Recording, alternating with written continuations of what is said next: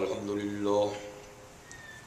لله نحمده ونستعينه ونستغفره ونؤمن به ونتوكل عليه ونعوذ بالله من شرور أنفسنا ومن سيئات أعمالنا من يهده الله فلا مضل له ومن يضلل فلا هادي له ونشهد أن لا إله إلا الله وحده لا شريك له ونشهد أن سيدنا وسندنا ونبينا وشفيعنا وحبيبنا ومولانا محمدا عبده ورسوله صلى الله تعالى عليه وعلى آله وأصحابه وأزواجه وأتباعه وبارك وسلم تسليما كثيرا كثيرا. أما بعد، أعوذ بالله من الشيطان الرجيم. بسم الله الرحمن الرحيم.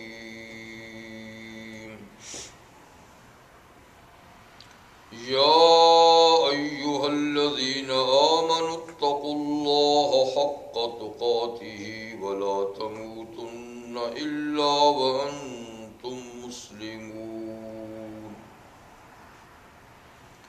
واعتصموا بحبل الله جميعا ولا تفرقوا واذكروا نعمة الله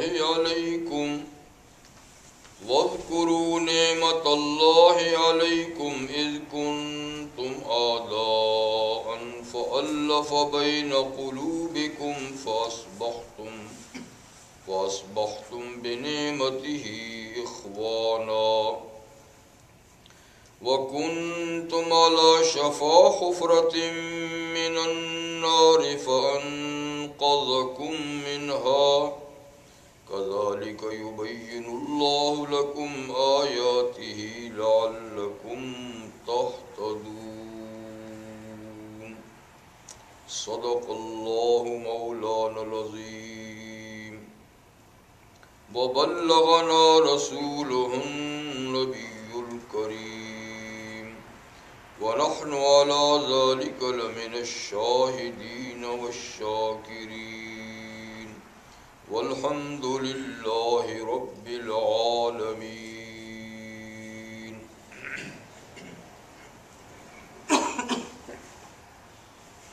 واجب الاحترام حضرات،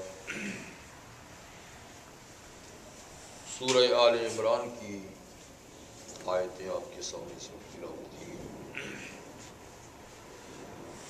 ارشاد ہے، ایمان والو اللہ سے ڈرو جیسے ڈرنے کا حق ہے، اور تمہیں موت نہ آئے مگر اس حال میں کہ تم مسلمان ہو. یعنی اپنے طور پر تم پوری کوشش کرو کہ تمہارا خاتمہ ایمان پر ہو. ویسے یہ تو اللہ ہی کے علم میں ہے کہ کس کا خاتمہ کیسے ہونا ہے، لیکن اپنے طور پہ یعنی پوری کوشش کرو کہ تمہارا خاتمہ اسلام اور ایمان پر ہو.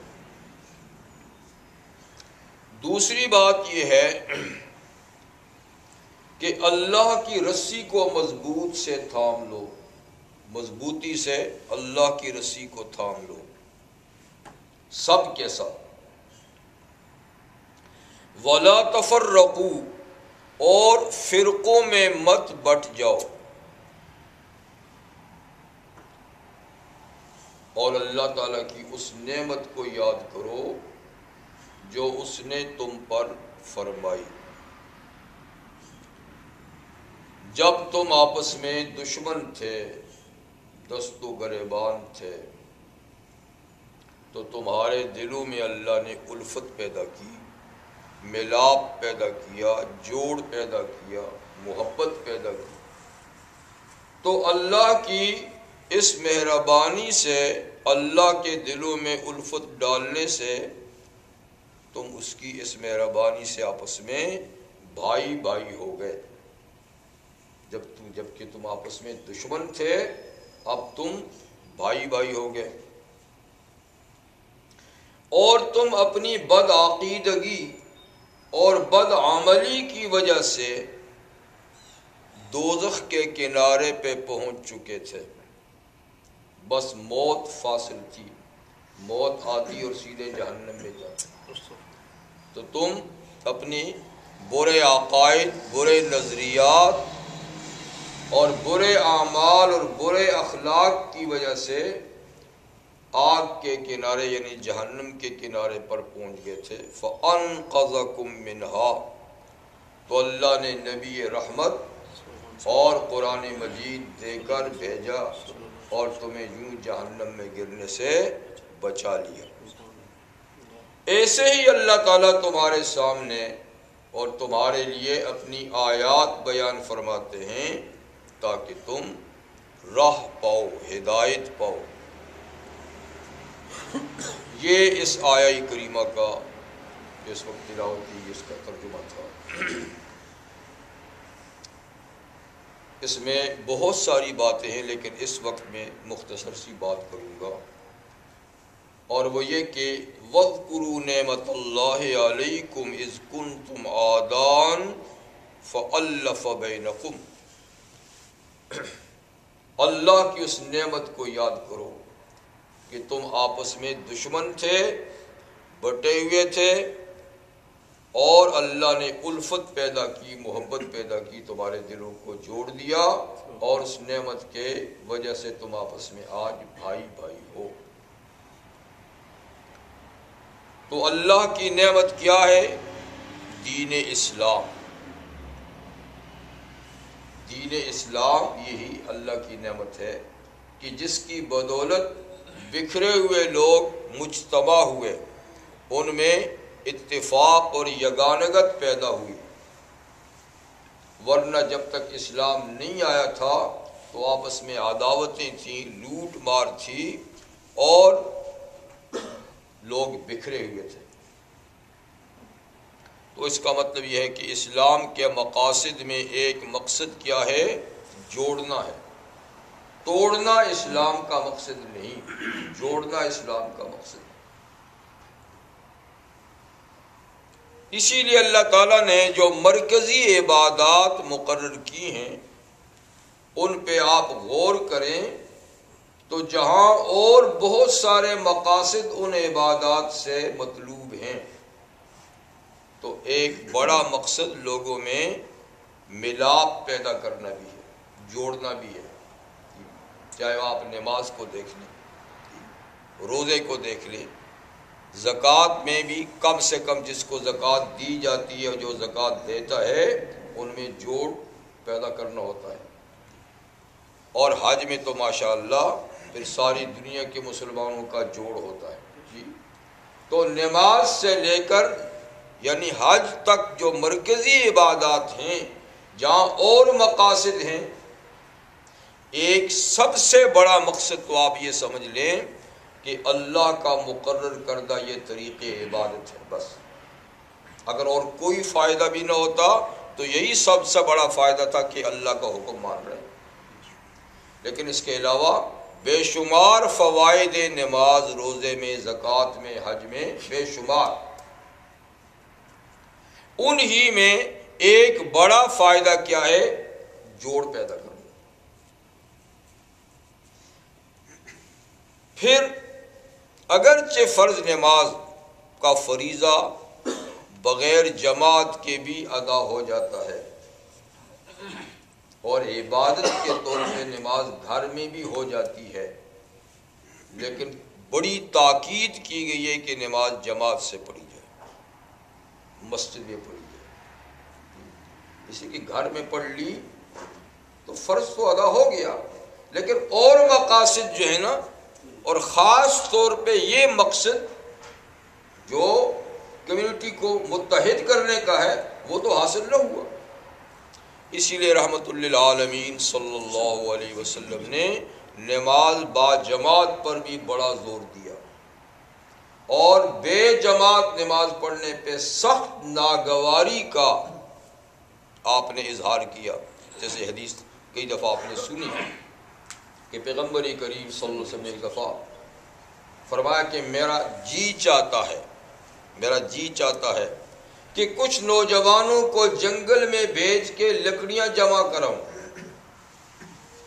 پھر نماز کا وقت آنے پہ ایک صاحب کو آذان دینے کا کہوں، اور آذان ہو چکے تو کسی کو نماز پڑھانے کا کہوں، اور خود مدینہ کی گلیوں میں جاؤں، دیکھوں کہ آذان ہونے کے بعد مسجد میں کون لوگ نہیں آئے، جو نہیں آئے تو ان جمع شدہ لکڑیوں کو جلا کر ان کے گھروں کو جلا ڈالو، ان سمیت۔ تو دیکھیے یہ بڑا سخت فیصلہ ہے، اور کون کرنے والے ہیں؟ جو رحمت اللہ علیہ، جو اللہ کے بعد سب سے زیادہ کائنات میں مہربان ہیں، شفقت کرنے والے ہیں۔ تو ان کا ارادہ ہے کہ میں ان مسلمانوں کو جو مسلمان ہیں اور گھر میں نماز پڑھتے ہیں جلا ڈالوں، کہ وہ مسجد میں کیوں نہیں پڑھتے؟ لیکن یہ ارادہ آپ نے ظاہر تو کیا، اس پہ عمل اس لیے نہیں کیا کہ فرمایا کہ گھروں میں بچے بھی تو ہیں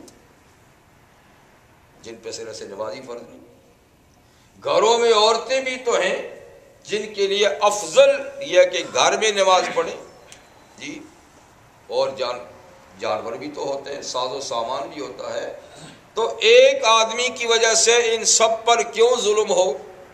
اس لیے میں ایسا نہیں کرتا، ورنہ اگر ایک وہی شخص ہوتا تو میں اس کو گھر سمیت جلا ڈالتا۔ تو یہ تاکید کا مطلب یہی ہے کہ اس طرح کی اگر نماز پڑھی جائے گی ہمیشہ، جی، تو اس سے وہ مقاصد تو حاصل نہیں ہوں گے نا جو باجماعت نماز کے مقاصد ہیں۔ تو بار صورت نماز میں بے شمار سیاسی فوائد بھی ہیں، معاشرتی فوائد بھی ہیں، اقتصادی فوائد بھی ہیں، بہت سارے فوائد ہیں، لیکن ان تمام فوائد میں ایک بڑا فائدہ نماز باجماعت کا یہی ہے کہ لوگ محلے والے، شہر والے 5 وقت جب باجماعت نماز پڑھیں گے تو ایک دوسرے کے حالات سے باخبر ہوں گے، ایک دوسرے کے حالات سے باخبر ہوں گے۔ اور ایک سب سے بڑا فائدہ یہ ہے کہ نماز باجماعت پڑھنے سے اللہ کے دین کی عظمت کا اظہار ہوتا ہے، کیونکہ نماز دین کے نشانات میں سے ایک بڑا نشان ہے، شعائر اللہ میں سے ایک بہت بڑا شعیرہ اور بہت بڑی نشانی ہے۔ تو دنیا میں دیکھیے حکومتیں، پارٹیاں اپنے اپنے نشان کو بلند کرنے کے لیے کتنی جد و جہد کرتے ہیں۔ حکومتیں اپنی شان و شوکت ظاہر کرنے کے لیے، جی، اسلحے کی نمائش کہیں ہوتی ہے، کہیں فوجی پریڈ ہوتی ہے، جی، اور نہ معلوم اور کیا کیا طریقے اختیار کرتے ہیں، اپنے جھنڈوں کو کتنا اونچا کرنے کی کوشش کرتے ہیں تاکہ ہمارا روب داب، ہماری شان و شوکت یعنی دنیا کو معلوم ہو۔ اسی طریقے سے پارٹیوں کو دیکھیے، اپنا آفس کسی نمایاں جگہ میں بنائیں گے، اپنا جھنڈا اس پہ لہرائیں گے، کبھی کبھی اپنی پوزیشن ظاہر کرنے کے لیے جلوس نکالیں گے، جلسہ کریں گے، تاکہ دنیا کو پتہ چلے کہ یہ بھی ایک متحرک پارٹی ہے اور اس کی بھی ایک تحریک ہے۔ تو ہر طبقہ جماعتی لحاظ سے بھی اور حکومتی لحاظ سے بھی اپنے نشانات کو بلند کرنا چاہتا ہے۔ تو کیا اللہ اپنے نشانات کو بلند نہیں کرنا چاہتے؟ اللہ تو سب سے چاہتے ہیں کہ ان کا نشان بلند ہو، اور اللہ تعالیٰ کی نشانات میں سے ایک نماز ہے۔ وہ چاہتے ہیں کہ ان کا نام سب سے بلند ہو، اللہ کا نام سب سے بلند ہو، اسی لیے آذان کو بطور شعار کے مقرر کیا، جی، کہ 5 وقت اللہ کی عظمت کا اعلان ہو۔ اور اللہ یہ چاہتے ہیں کہ اس کے سپاہی دن میں 5 مرتبہ جی اس بات کا اظہار کریں کہ ہم بھی کسی کے سپاہی، ہمارا بھی کوئی بادشاہ ہے، کوئی مالک ہے. تو نماز کیا ہے؟ وہ یہی ہے کہ ہم اپنی غلامی، اپنی عبدیت، اپنی بندگی مل کر ادا کرتے ہیں. اللہ کی عظمت اور اس کی شان کا اس میں اظہار ہوتا ہے. دوبارہ نماز، ایک تو نماز با جماعت یہ شعائر اللہ میں سے ہے، اور اللہ کی شان، اس کی عظمت کا اظہار ہوتا ہے، ہماری بندگی کا اظہار ہوتا ہے. اس لیے کہ مسلمان کیا ہیں؟ حزب اللہ، مسلمان اللہ کی پارٹی. دنیا میں اللہ کی جماعت کون ہے؟ مسلمان ہیں. تو اس کو جماعت کے انداز سے ظاہر بھی تو ہونا چاہیے. فوج کا ایک اظہار تو ہوتا نا کہ یونیفارم اس نے پہنا ہوا ہے تو بھی لگتا ہے یہ فوجی ہے، یہ سپاہی ہے، جی پولیس مین ہے. لیکن جب وہ اکٹھے ہو جاتے ہیں تو کتنا روب داب ہوتا ہے. تو اس لیے 5 وقت کی نماز کو با جماعت ضروری قرار دیا گیا، اور جمعے کی نماز تو جماعت کے بغیر ہوتی ہی نہیں. یہ تو ہفتہ واری پریڈ ہے یوں کہ اس کے بغیر تو چارہ کار نہیں. اور پھر اس طریقے سے عید کے موقع پر، پھر حج کے موقع پر. تو یہ شعائر اللہ کو بلند کرنا مقصود ہے. اس لیے ایک مقصد تو یہ ہوا، اور ایک مقصد نماز با جماعت کا یہ بھی ہے کہ جماعت کی نماز میں کئی طرح کے لوگ شریک ہوتے ہیں. بہت اللہ کے مخلص لوگ، نیک صالح لوگ بھی، اور میری طرح کے لوگ بھی اس میں شریک ہو جاتے ہیں. گناہگار لوگ بھی آتے ہیں جن کی نماز کوئی نماز ہی نہیں، لیکن جب اکٹھے ہو جاتے ہیں تو یعنی ان لوگوں کی نماز کی برکت سے جن کی نماز واقعی نماز ہے، اللہ کیا قبول ہوتی ہے، تو اللہ تعالی ہم جیسوں کی نماز کو بھی، اس لیے کہ بعض ناکارہ چیزیں کارآمد چیزوں کے اندر مکس کر کے قبول کر لی جاتی ہیں. یعنی ملاوٹ 2 قسم کی ہے، ایک جائز ملاوٹ، ایک ناجائز ملاوٹ. تو ملاوٹ جو ہے یہ مطلقاً ناجائز نہیں ہے، کئی چیزوں میں ہوتی ہے جب کھلی ہوئی ہو جی، اور معاشرے میں اسی طریقے سے اس کا چلن ہو تو وہ تو قابل قبول ہوتی ہے. ایک یہ وہ ملاوٹ جو بتائی نہ جائے، اس کو غش کہتے ہیں عربی میں، دھوکہ کہتے ہیں، فراڈ کہتے ہیں ہماری زبان میں، کہ جس کا پتہ نہیں اور نام سے آپ اس کو بیچتے ہیں. تو یہ تو غداری ہے اور بہت بڑا جرم اور بہت بڑا گناہ ہے. اور نبی کریم علیہ السلام فرماتے ہیں من غش فلیس منا، جس نے کسی کو بھی دھوکہ دیا تو وہ ہمارا آدمی نہیں، اس کام سے کوئی تعلق نہیں. جیسے دودھ میں پانی ملا دینا، دودھ کے نام سے بیچنا، اور مثالوں میں ہلدی میں ملتانی مٹی، اور اس طریقے سے چائے میں بھوسا. تو کئی چیزوں میں دوسری چیزیں ملا کر بیچی جاتی ہیں اور اس کو نام اور چیز کا دیا جاتا ہے، مگر اس میں جو چیز استعمال کی جاتی ہے اور بسا اوقات وہ مضر بھی ہوتی ہے. جیسے دواؤں میں ملاوٹ، نہ صرف یہ کہ ملاوٹ ہے بلکہ وہ مضر بھی ہے. ایسی چیزیں ملا دیتے جو بجائے اس کے فائدہ دینے کے الٹا نقصان دے. تو یہ تو بہت بڑا جرم ہے. لیکن ایک ملاوٹ وہ ہے جو جرم نہیں. جیسے ہم دکاندار کے پاس جاتے ہیں، گوشت خریدتے ہیں تو وہ ہڈیاں بھی بیچ میں ڈال دیتا ہے. اگر ہم کہیں بھی ہڈی کو نکال دو، اس سے میں نے کیا کرنا، وہ کہے گا پھر کسی اور سے جا کر لو، ہڈیاں میں کیا کروں گا، میں نے تو ہڈیوں سمیت ہی جانور خریدا ہے، لہذا آپ کے گوشت میں اتنی مقدار کی ہڈی شامل کرنی ہی کرنی ہے.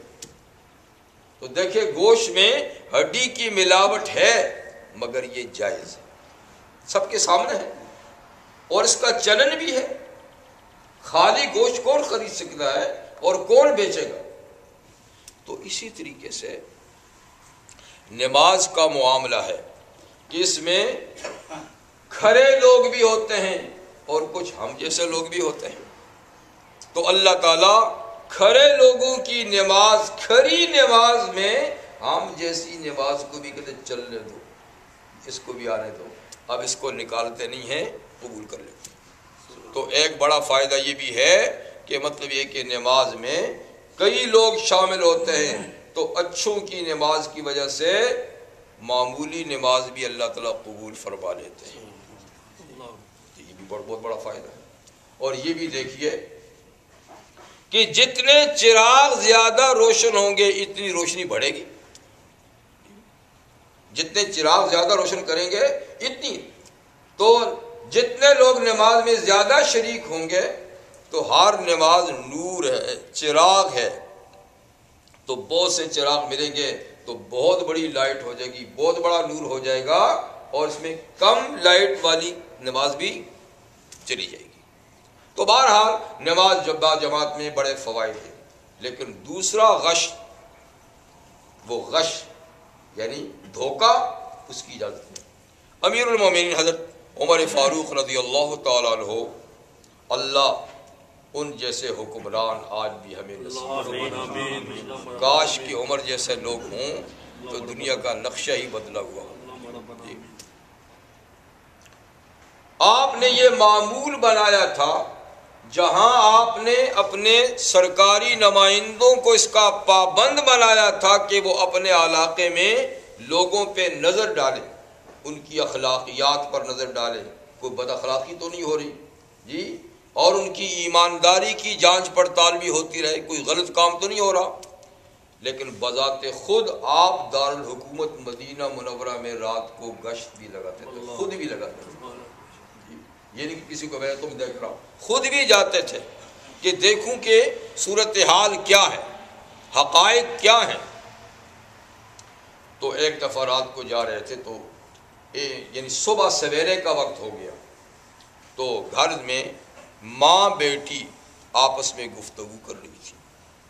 ماں بیٹی سے کہہ رہی تھی کہ دودھ کم ہے، اس میں تھوڑا سا پانی ملا دو، ہم غریب ہیں تاکہ ہمارا گزارا چلے. بیٹی جواب میں کہہ رہی تھی اماں آپ کو معلوم ہے کہ قانوناً یہ پابندی ہے اس بات پر کہ ملاوٹ نہیں کرنی، عمر فاروق رضی اللہ نے آرڈیننس جاری کیا ہوا. ماں کہتی تھی کہ بیٹی اب عمر کہاں ہے، اپنے گھر میں ہوں گے، یا کون سا عمر تمہیں دیکھ رہا ہے، ٹھیک ہے قانون اپنی جگہ میں ہوگا، ہم غریب آدمی ہیں اور یہ دودھ اگر خالص بیچیں گے تو کام نہیں چلے گا، تھوڑا سا ملا دیں.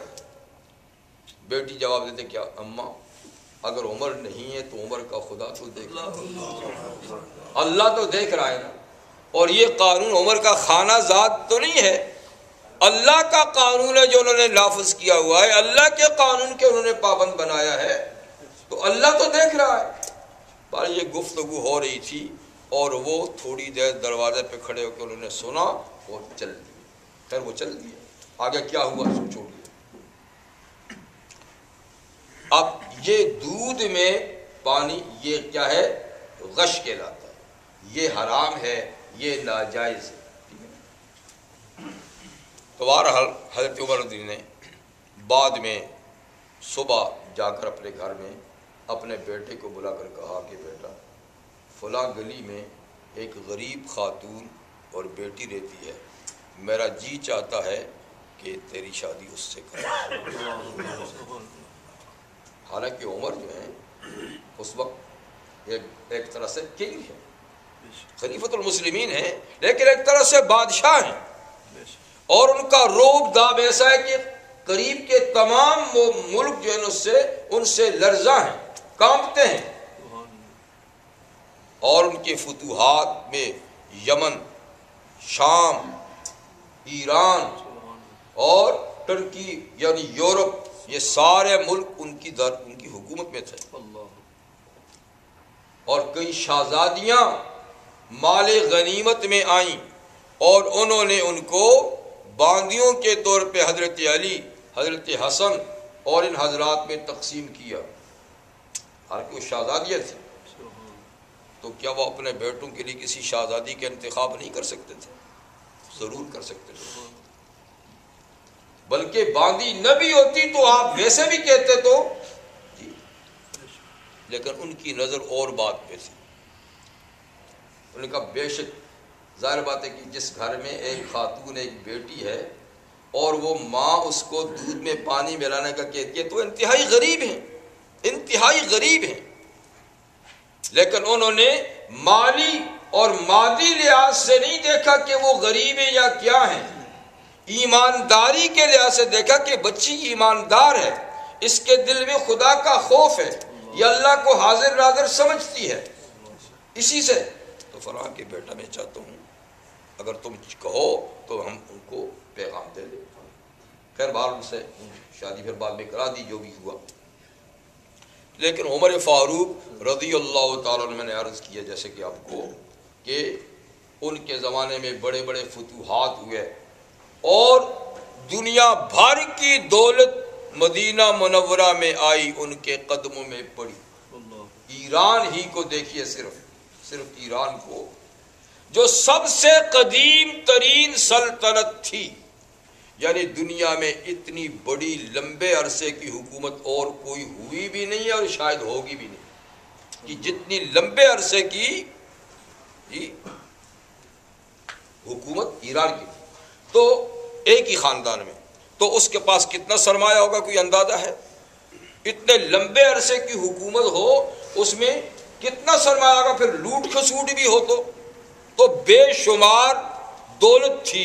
جب ایران فتح ہوا تو وہ ساری مدینہ منورہ میں آئی، تو ان کو سنبھالنے کے لیے کوئی وہاں پر بینک وغیرہ نہیں تھے، کوئی عمارتیں نہیں تھیں، کھلے میدان میں مسجد نبوی کے سین میں انبار لگ گیا دولت کا،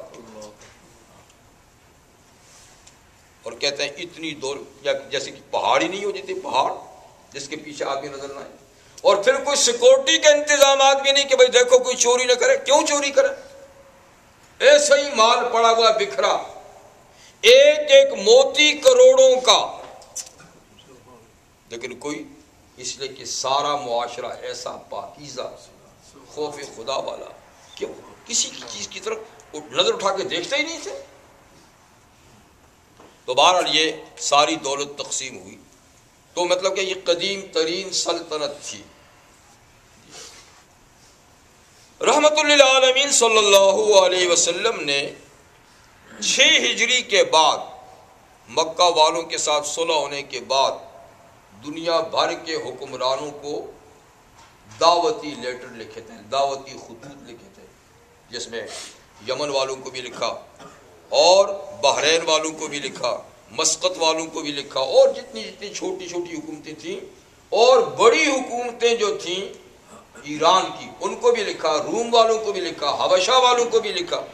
کسی نے دعوت قبول کی، کسی نے نہیں کی، لیکن عزت احترام سے خط۔ لیکن ایران والے کو جب خط لکھا تو فرمایا، اس میں خط میں مضمون تھا، من محمد عبداللہ و رسولہ الی عظیم کسریٰ ادعوک بدعایت الاسلام اسلم تسلم، کہ یہ لیٹر محمد بن عبداللہ اللہ کے رسول صلی اللہ علیہ وسلم کی طرف سے، یعنی ایران کے کسریٰ بادشاہ کی نام ہے، اور مضمون یہ ہے کہ میں تجھے اسلام کی دعوت دیتا ہوں، اسلام قبول کر لے، حکومت نہیں چھینتا، حکومت کرتا رہے، کیونکہ اسلام کسی کی حکومت، کسی کی دولت نہیں چھینتا، وہ تو ایک دعوت ہے۔ اسلم تسلم، اسلام قبول کر لے سلامت رہے گا، بچا رہے گا، جی دنیا میں بھی بچا ہوا رہے گا اور آخرت میں بھی۔ اور اگر اسلام قبول نہ کیا تو یاد رکھ تیری پبلک اور تیری رعیت کے کفر کا وبال بھی تجھ پہ پڑے گا، تجھے دیکھ کے تیری ملک والے نہیں مانیں گے تو ان کا وبال بھی تجھ۔ خیر بال اس کے پاس یہ لیٹر گیا، اس ظالم بادشاہ نے غرور و تکبر میں آ کر پڑھتے ہی حضور صلی اللہ علیہ وسلم کے خط کو پھاڑ دیا،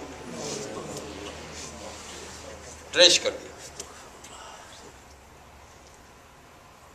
اور کسی بادشاہ نے یہ کام نہیں کیا۔ مانا یا نہیں مانا وہ اپنی جگہ میں ہے، لیکن خط کا احترام ضرور کیا، جنہوں نے نہیں مانا تو بھی خط کے اس نے پھاڑ دیا۔ بہرحال پیغمبر کریم صلی اللہ علیہ وسلم کو اس کی اطلاع ملی تو آپ نے فرمایا اللہ اس کے ملک کو بھی ٹکڑے ٹکڑے کر دے گا۔ اس کا نام تھا کسرا پرویز، نام پرویز تھا۔ کسرا تو ایران کے بادشاہوں کا لقب تھا، ہر آنے والے کو کسرا کہتے تھے، اور یہ نوشیروان عادل کا پوتا تھا۔ اس کا دادا اگرچہ کافر تھا، ایران کا بادشاہ، لیکن عادل تھا، منصف تھا، انصاف کرتا تھا، یعنی لوگوں کے حق میں انصاف کرتا تھا۔ بہرحال یہ اس کو پیغمبر کی بددعا لگی اور اس کا ملک بہرحال ٹکڑے ٹکڑا ہوا ہے۔ الگ داستان میں اس کو نہیں چھیڑنا چاہتا۔ تو عرض یہ کر رہا تھا کہ اس کی سلطنت عمر فاروق کے زمانے میں اسلام میں داخل ہوئی، اور اس کا خاتمہ تو پہلے ہو گیا تھا، لیکن حکومت مسلمانوں کے قبضے میں حضرت عمر کے زمانے میں آئی۔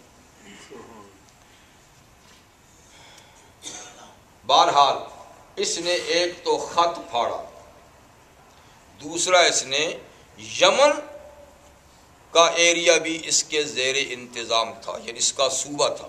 یمن اگرچہ عرب میں ہے لیکن ایران کے تسلط میں تھا، جیسے کہ شام عرب میں ہے لیکن وہ روم کے تسلط میں تھا، یہ ایک مقبوضہ علاقہ تھا۔ تو یمن کے گورنر کو اس نے لیٹر لکھا، حکم دیا کہ یہ کون شخص ہے عرب میں جو مجھے دعوت دیتا ہے، فوراً پولیس بھیج کر اس کو گرفتار کر کے میرے پاس لے آؤ، نہیں آتا تو معاذ اللہ ثم معاذ اللہ قتل کر کے اس کا سر میرے پاس لے آؤ۔ ایسا مغرور تھا۔ تو وہ چونکہ گورنر اسی کا ماتحت تھا تو اس نے پولیس والے بھیج دیے، 2 آفیسر بھیج دیے۔ ان کا یہی سمجھتے تھے کہ ایک عام آدمی ہوگا، چلو پکڑ کے لے آئیں گے، 2 آدمی کافی۔ یہ لوگ وہاں یمن سے مدینہ منورہ آئے، ظاہر بات ہے کہ ان کو ساری اسٹوری کا پتہ تو ہوگا کہ کس کو قتل کرنے کے لیے بھیجا، کس کو پکڑنے کے لیے۔ تو وہ یہی سمجھے کہ جیسا ہمارا کنگ اور جیسے اس کی شان و شوکت ہے، اس کی نشست و برخاست ہے، جی رہن سہن ہے، ایسا یہ بھی کوئی علاقائی کنگ ہوگا، کوئی گورنر ہوگا، کوئی بادشاہ ہوگا۔ لیکن جب مدینہ منورہ آئے تو سیدھے مسجد نبوی میں پہنچا، پتہ کیا تو کہا کہ وہاں ہوتے ہیں، کیونکہ حضور کا کمرہ مسجد کے متصل تھا۔ مسجد میں آتے دیکھا مسجد ٹوٹی پھوٹی، جی معمولی قسم کی، اور رحمت عالم صلی اللہ علیہ وسلم اس وقت چند غریب صحابہ کرام کے ساتھ بیٹھے ہوئے تھے۔ آپ کا بھی لباس معمولی تھا، نشست بھی معمولی تھی، صحابہ بھی پھٹے پڑانے کپڑوں والے تھے، مسجد کا حال بھی ایسے ہی تھا۔ تو ان کی دیکھ کے حیرت ہوئی کہ یار یہ تو معاملے کچھ اور ہے یہاں پر۔ لیکن پیغمبر کریم صلی اللہ علیہ وسلم نے دیکھا کہ یہ اجنبی آدمی ہیں، اور پہلے دیکھتے ہی خوف زدہ بھی ہو گئے، کیونکہ نبی کریم علیہ السلام کے معجزات میں سے یہ ہے کہ پہلی مرتبہ کو جو آدمی دیکھتا تو دہشت زدہ ہو جاتا تھا، نبوت کا جلال، نبوت کی ہیبت اس پہ چھا جاتی تھی۔ لیکن آہستہ آہستہ آہستہ ہیبت ختم ہو کے پیار اور محبت دل میں آ جاتا تھا۔ تو پہلی مرتبہ یہ دیکھا، حالانکہ آپ معمولی جگہ میں بیٹھے ہوئے ہیں، فرش زمین پہ بیٹھے ہوئے ہیں، معمولی لباس زیب تن ہے، ساتھ بیٹھنے والے بھی غریب غربا ہیں، لیکن دیکھتے ہی خوف زدہ ہو گئے۔ آپ نے سمجھ لیا کہ ڈر گئے ہیں، تو آپ نے ان کے لیے فرمایا کہ ان کو آرام سے بٹھاؤ، کھانا وانا دو، کیونکہ مہمان ہیں، اور جب ان کا روب ختم ہو جائے تو پھر میرے پاس لانا، کیوں آئے۔ بہرحال پھر وہ جب ان کو بلایا گیا تو آپ نے پوچھا کیسے آئے، کہاں سے آئے، تو انہوں نے آنے کا مقصد بیان کیا کہ اس طریقے سے آپ کی گرفتاری کے لیے، اور اگر آپ نہیں جانا چاہیں گے تو ہمیں دوسرا یہ حکم بھی دیا ہے۔ حضور نے فرمایا کہ کس نے حکم دیا ہے؟ کہا کسرا نے حکم دیا ہے، ایران کا بادشاہ۔ کہا وہ تو کل مر چکا ہے، وہ تو کل مر گیا ہے، اب کس کا حکم؟ میاں وہ مر گیا، جس کا حکم تھا وہ مر گیا ہے، اب تم چلے جاؤ۔ چنانچہ وہ اسی طریقے سے واپس ہو گئے۔ تو میں عرض یہ کر رہا تھا کہ یہ ایسی سلطنت تھی جی، اور اسی کے غرور میں آ کر اس نے نبی کریم صلی اللہ علیہ وسلم کے خط کے ساتھ ایسا معاملہ کیا اور آپ کی گرفتاری کے لیے اس نے آدمی بھیجے اور کسی ہوا بہرحال۔ لیکن اللہ تعالیٰ کہ ہاں قدر و منزلت کس کی ہے، آج ہم بھی قدر و منزلت اس کی سمجھتے ہیں اور عزت سے نام اس کا لیتے ہیں جس کے پاس تھوڑی سی مادی قوت ہو، کچھ تھوڑے سے پیسے آ گئے، کوئی تھوڑا سا منصب مل گیا، ہم سمجھتے ہیں کہ یہ تو بڑا طاقتور ہے، یہ تو بڑا عزت والا ہے۔ لیکن اللہ کے نزدیک عزت والا کون ہے؟ فَلِلَّهِ الْعِزَّةُ وَلِرَسُولِهِ وَلِلْمُؤْمِنِينَ، اللہ فرماتے ہیں اصل عزت کا سرچشمہ جو خود عزت والا ہے، جس سے عزت ملتی ہے، وہ اللہ کی ذات ہے۔ اللہ تعالیٰ کے ناموں میں سے کیا ہے؟ العزیز، عزت والا، غلبے والا، طاقت والا۔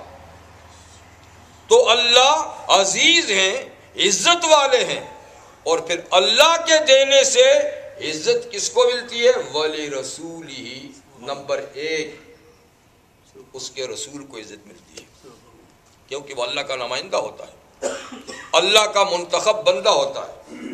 تو اللہ سب سے زیادہ عزت کس کو دیتے ہیں؟ اپنے رسول کو دیتے ہیں۔ عزت کے پھر 2 معنی ہیں، ایک تو عزت کا معنی احترام، ادب جی والی شخصیت، اور ایک عزت کا معنی تھا غلبہ، طاقت اور قوت والی شخصیت۔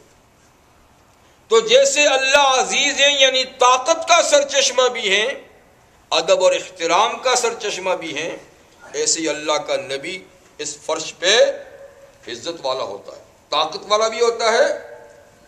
نبی کی طاقت کا ہم اندازہ نہیں کر سکتے۔ یہ اور بات ہے کہ نبی طاقت آزماتا نہیں ہے، مار کھا جائے گا، زخمی ہو جائے گا، نڈھال ہو جائے گا، لیکن کسی پہ ہاتھ نہیں اٹھاتا، ورنہ نبی اشارہ بھی کر دے تو اس کی مار کوئی چھین بھی نہیں سکتا، طاقت اتنی ہے جی۔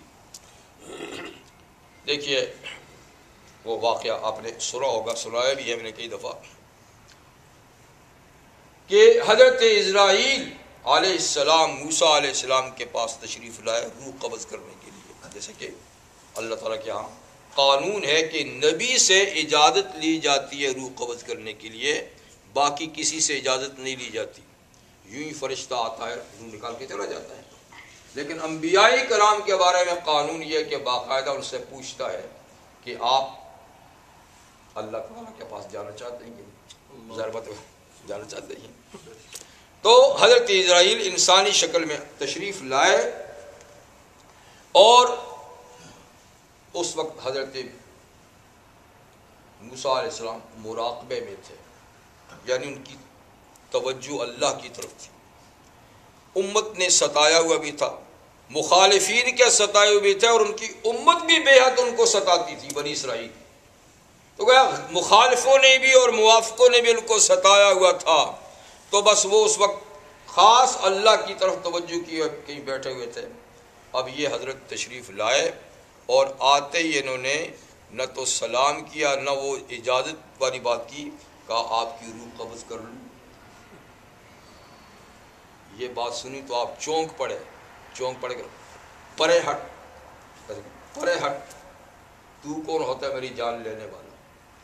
تو آپ کو پتہ نہیں تھا یہ فرشتہ ہے، انسانی شکل میں تھا، اور یوں پرے ہٹ جو کہا تو انگلیاں آنکھ میں لگی اور آنکھ ہی نکال دی۔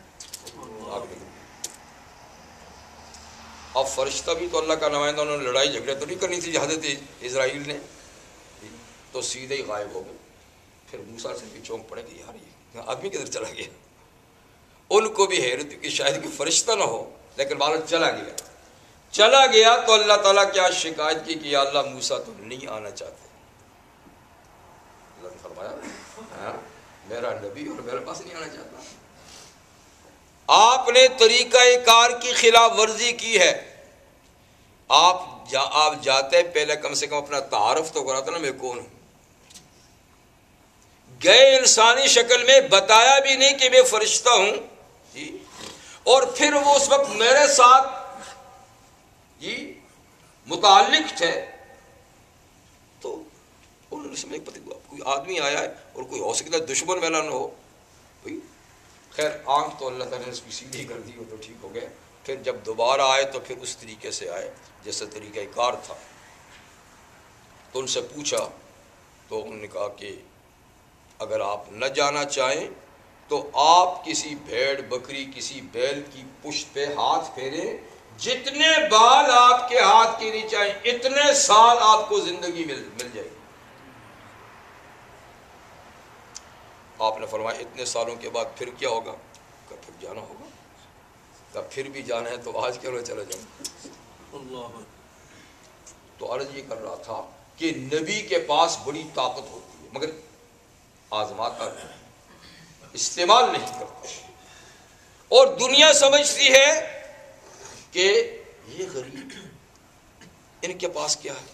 اسی لیے تو ایرانی نے کیا کیا کہ اس کو پکڑ کے لے. ارے میاں وہ اللہ کا نبی ہے، تم کون ہوتے ہو؟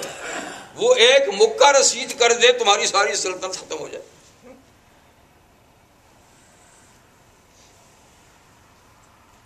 بہرحال عرض یہ کر رہا ہوں کہ نماز با جماعت کے کتنے فوائد ہیں؟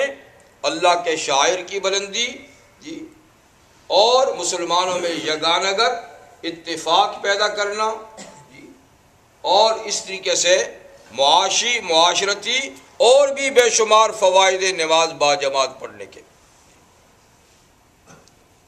اسی طریقے سے باقی عبادات کا معاملہ بھی. تو حق تعالی شانہ فرماتے ہیں کہ دیکھو یہ بہت بڑی نعمت ہے جو میں نے تم پر کی. اللہ کی بے شمار نعمتیں ہم پر ہیں. ہم دائیں بائیں دیکھیں، اپنے وجود پہ نظر ڈالیں اور پھر دائیں بائیں چاروں طرف دیکھیں تو نعمت ہی نعمت ہے، نعمت ہی نعمت ہے. تو جو اتنی نعمتیں ہم پر کروڑوں کی تعداد میں بلکہ اس سے بھی زیادہ بکھیر رہا ہے، تو اس کے پاس تو نعمتوں کے خزانے ہیں، اور ایسے خزانے جو کبھی ختم ہی نہیں ہوتے. رحمت للعالمین صلی اللہ علیہ وسلم نے ارشاد فرمایا کہ دیکھو یہ دنیا کب سے قائم کی ہے اللہ نے، ابتدا کا پتہ نہیں ہے کہ اللہ نے دنیا کروڑوں سال ہو گئے ہیں جی یا اربوں سال ہو گئے، ہمیں کوئی پتہ نہیں کہ دنیا کب سے قائم کی ہے. بہرحال جب سے دنیا قائم کی ہے تو اللہ تعالیٰ اپنی نعمتیں اپنی مخلوق پہ مبذول کیے جا رہے ہیں اور بڑھتی چلی جا رہی ہیں نعمتیں. ہم خود اپنے اوپر غور کریں، اپنی انسانی برادری پہ غور کریں تو نعمتوں کا معاملہ ترقی کی طرف جا رہا ہے یا تنزل کی طرف جا رہا ہے؟ کم ہوتی جا رہی ہیں یا بڑھتی چلی جا رہی ہیں؟ بڑھتی چلی جا رہی ہیں، نعمتیں بڑھتی چلی جا رہی ہیں. لیکن کیا اللہ کے خزانوں میں کوئی کمی آئی ہے؟ وَإِن مِّن شَيْءٍ إِلَّا عِندَنَا خَزَائِنُهُ، اللہ فرماتے ہیں کوئی چیز ایسی نہیں مگر ہر چیز کے ہمارے پاس خزانے ہیں، خزانے ہیں، ہر چیز کے خزانے ہیں. اس لیے جتنی چیزیں بھی اللہ تعالیٰ دے رہے ہیں وہ ختم ہونے والی نہیں ہیں.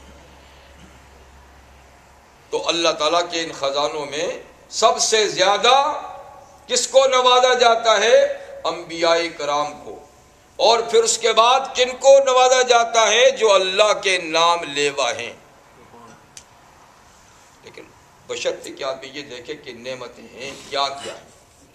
اگر آدمی صرف روپے پیسے کو اور کوٹھی مکان اور کار کو اور بزنس کو ہی نعمت سمجھتا ہے اور باقی نعمتیں نہیں سمجھتا تو پھر تو معاملہ الٹا ہو جائے گا نا، کیونکہ یہ چیزیں تو اللہ والوں کے پاس نہیں ہوتی یا کم ہوتی ہیں جی. لیکن نہیں، یہی نہیں، نعمتیں اور بھی ہیں اور نعمتیں ان سے کہیں زیادہ پائیدار اور زیادہ مقدار میں ہیں. تو اللہ کی ساری نعمتوں کو سوچنا چاہیے کہ کیا کیا اللہ تعالیٰ کی نعمتیں ہیں. ایک ایک نعمت ایسی ہے کہ جس کی قیمت مقرر کی ہی نہیں جا سکتی. کہ وہ کتنی قیمتی ہے۔ تو سب سے زیادہ نعمتیں اللہ کی مبذول کس پہ ہوتی ہیں؟ اللہ کے نبی پر۔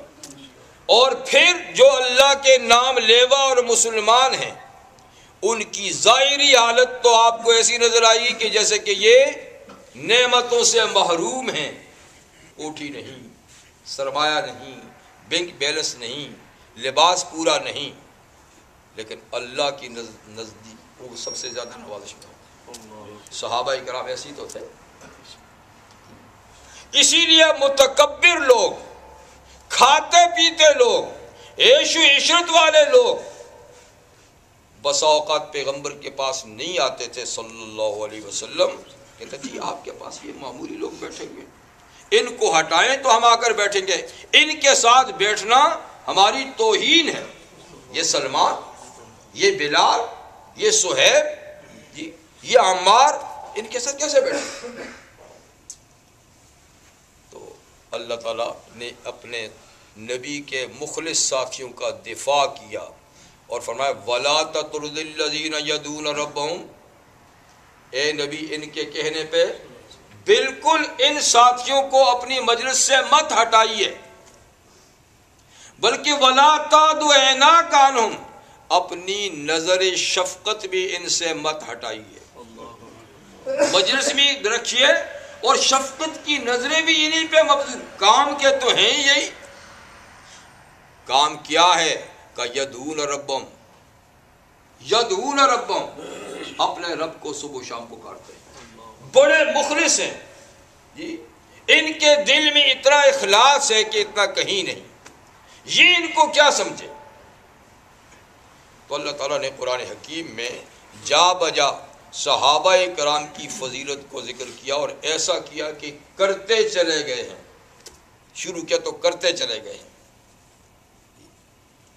کئی فرماتے ہیں محمد الرسول اللہ صلی اللہ علیہ وسلم، محمد اللہ کے رسول ہیں صلی اللہ علیہ وسلم، والذین معه اشداء علی الکفار، اور جو ان کے ساتھی ہیں، ان کے رفیق ہیں، ان کے ہم نشین ہیں، ان کے شاگرد ہیں یا ان کے مرید ہیں، جو بھی آپ کہیں جی، وہ کیا ہیں؟ والذین معہ، وہ لوگ جو ان کے ساتھی ہیں۔ پہلی خوبی تو یہ کہ وہ رسول اللہ کے ساتھی ہیں،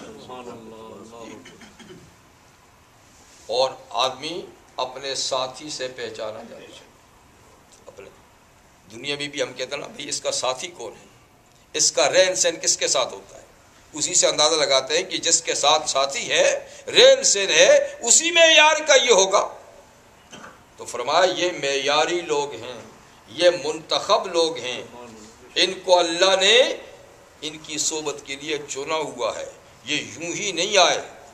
حسن ز بصرہ، بلال از حبش، بلال از حبش، صہیب ز روم، کوئی یورپ سے آیا ہے، کوئی افریقہ سے آیا ہے، کوئی ایشیا سے آیا ہے، یہ یوں نہیں آئے، ہم ان کو لائے ہیں ان کی صحبت کے لیے۔ اللہ اکبر، سبحان اللہ۔ اور جو ہماری نظر میں نہیں تھا خاک مکہ ابو جہل، مکہ کی مقدس سرزمین میں، بیت اللہ کے پڑوس میں، بڑے قریشی خاندان کے اندر پیدا ہونے والا دولت مند ابو جہل، وہ ہمارے ہاں کسی کھاتے میں نہیں۔ سلمان ہے جو ایران سے آیا، صہیب ہے جو یورپ سے آیا، بلال ہے جو حبش سے آیا، حسن ہے جو بصرہ سے آیا جی۔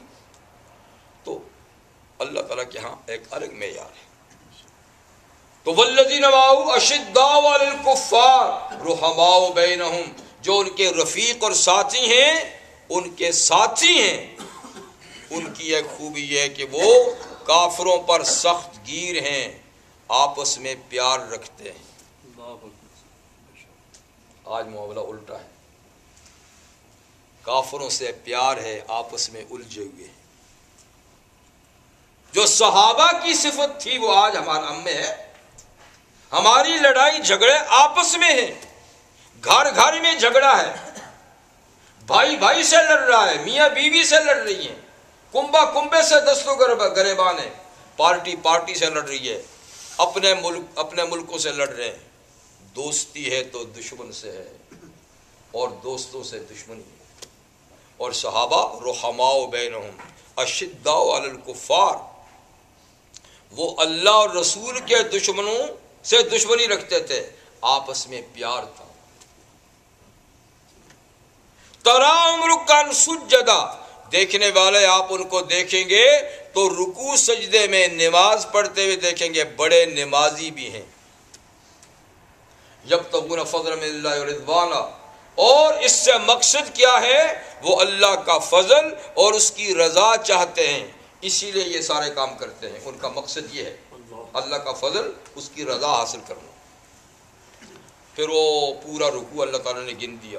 اسی طریقے سے آپ دوسری صورتوں میں جائیں تو کہیں پورا رکوع ہے، کئی آیتیں ہیں جو اللہ تعالیٰ نے اس طبقے کے لیے ذکر فرمائی ہیں، لیکن ان کی ظاہری پوزیشن کیا تھی؟ سر پہ ٹوپی نہیں، پاؤں میں جوتا نہیں، اور جسم پہ پورا کپڑا نہیں، گرد آلود ہیں، بال بکھرے ہوئے ہیں. اور اللہ فرماتے ایسے ہی بندے جو ہیں میرے، ان کی شان یہ ہے رب اشعث اغبر، بہت سے ایسے لوگ ہیں جن کے بال بکھرے، چہروں پہ گرد و غبار، بھوک سے نڈھال، پر اللہ کیا اتنے مقبول ہیں. لو اقسم علی اللہ لابر، اگر وہ کسی بات کی قسم اٹھا لے کہ اللہ ایسا کریں گے، واللہ اللہ ایسا کریں گے، تو اللہ ان کی قسم کو پورا کر دیتا، اسباب پیدا کر دیتا تاکہ ان کی قسم جھوٹی نہ ثابت ہو. تو والذین آمنوا معہ، تو خیر نبی کریم صلی اللہ علیہ وسلم اور آپ کے رفقا کو وہ ایرانی دیکھ کے نہ سمجھ سکے کہ یہ نبی ہے، اس سے ہمارا کنگ ڈرتا ہے، اس کو پکڑنے کے لیے ہمیں آرڈر دیا ہے جی. اور یہ اس کے ساتھ یہ چند آدمی جو بیٹھے ہوئے، یہ کوئی سیکورٹی ہے؟ کچھ بھی نہیں. لیکن انہیں کیا پتا تھا کہ اللہ کے بندے ایسے ہی ہوتے ہیں، اللہ کے بندے ایسے ہی ہوتے ہیں. خیر بات دوسری طرف چلے گی. تو میں عرض یہ کر رہا تھا کہ اسلام کا منشا کیا ہے؟ جوڑنا، توڑنا نہیں. اور جتنے جڑے جڑتے ہی چلے گئے. آج کیا بات ہے کہ ہم بجائے جڑنے کے متفرق ہو رہے ہیں. کیا بات ہے؟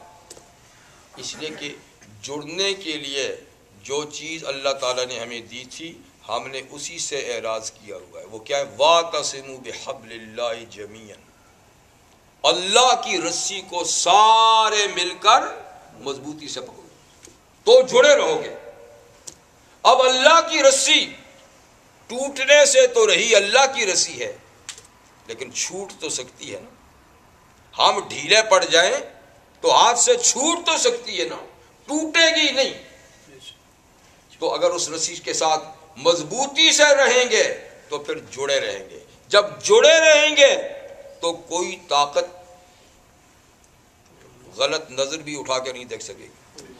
جی ہاں، اس لیے کہ اس وقت اللہ کی مدد شامل حال ہوتی ہے.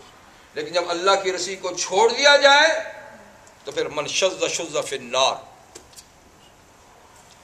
آقا فرماتے ہیں صلی اللہ علیہ وآلہ وسلم، علیکم بالسواد الاعظم، بڑی جماعت کے ساتھ اپنے آپ کو جوڑے رکھو.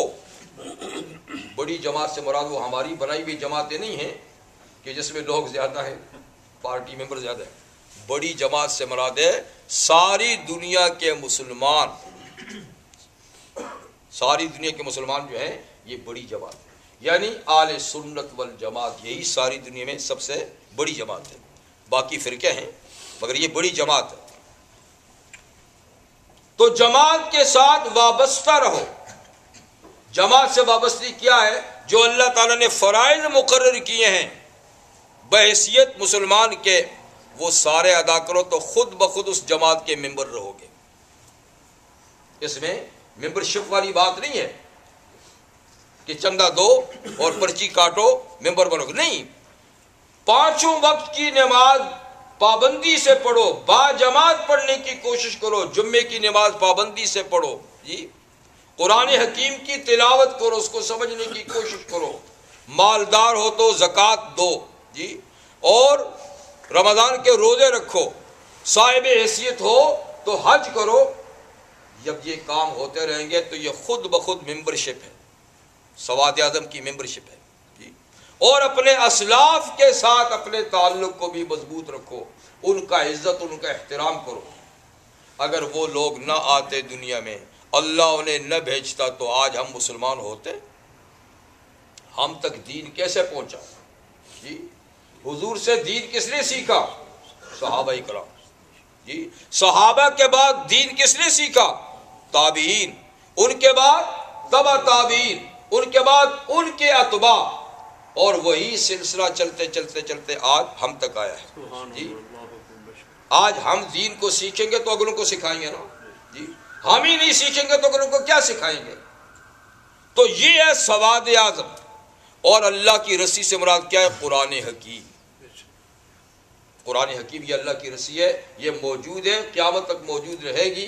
جو اس سے وابستہ رہے گا وہ اس جماعت کا ممبر ہے، وہ تفریقے میں نہیں پڑے گا. اور جس نے اللہ کی کتاب کو چھوڑا اور دائیں بائیں چلا گیا تو پھر یہ کہ یہ رسی ہاتھ سے چھوٹ سکتی ہے. اللہ تعالی ہمیں صحیح مسلمان بنائے، اسلام پہ عمل کرنے والا، آپس میں پیار اور محبت رکھنے والا.